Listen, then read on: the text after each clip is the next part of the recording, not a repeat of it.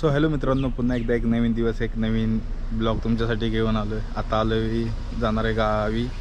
So आता आलो स्वामी महाराजांचं दर्शन घ्यायला पळसदारीमध्ये। सो खूप छान मंदिर आहे।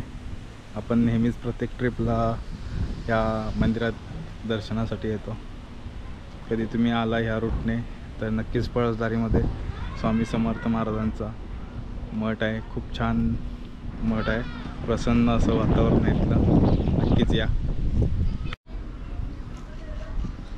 आज आपल्याबरोबर ही ब्रिजा आहे, ब्रिजा घेऊन चाललो आहे गावी। खूप छान गाडी आहे, डिझेल गाडी आहे। याच्या आधी आपली नेहमी CNG गाडी असायची, आता ही ब्रिजा आहे। ब्रिजा बरोबर चालवायचं एक वेगळंच फिलिंग आहे, आणि त्यात ती डिझेल ऑसम।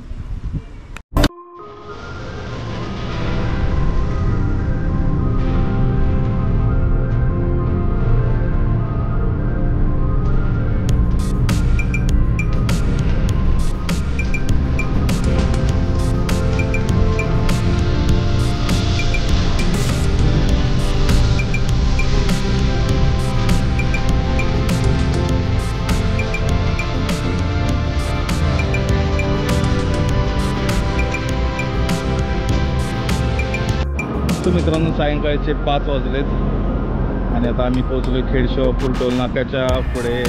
तृप्ती हॉटेल आहे, व्हेज हॉटेल आहे, माझं फेवरेट आहे। मी जेव्हा गावी जातो तेव्हा नेहमी याच ठिकाणी थांबतो, कारण तिथली फूड टेस्ट आहे ना खूप छान आहे, खूप मस्त वाटतं। सगळ्यात साऊथ फूड इंडियन मस्त वाटतं खायला।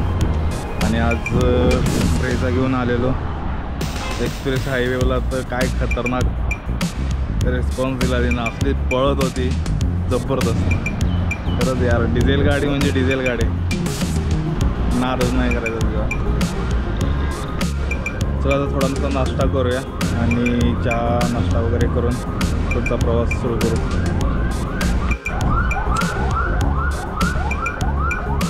हे आहे तृप्ती हॉटेल।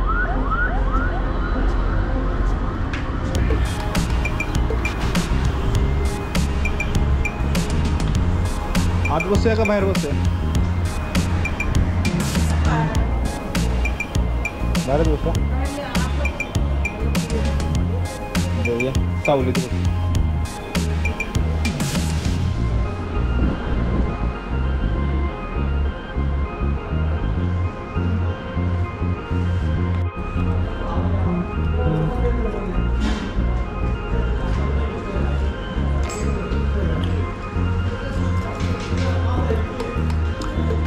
यायच्या आधीच संपवलं, खायच्या आधीच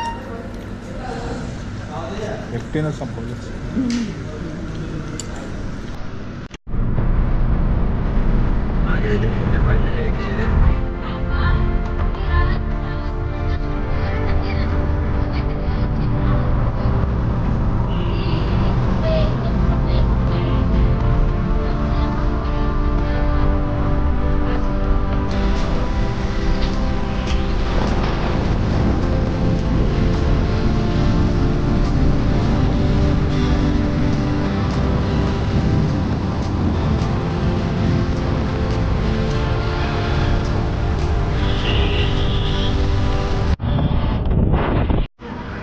मित्रांनो, आता वाजले संध्याकाळचे 9 आणि आम्हाला कराडमध्ये पोचायला 9 वाजले।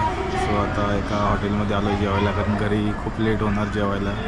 घरी जाऊन साफसफाई करून जेवण बनवायचं वगैरे खूप लेट होईल। सो आलो एका हॉटेलमध्ये, मस्तपैकी अख्खा मसूर ऑर्डर केले, बघूया कसे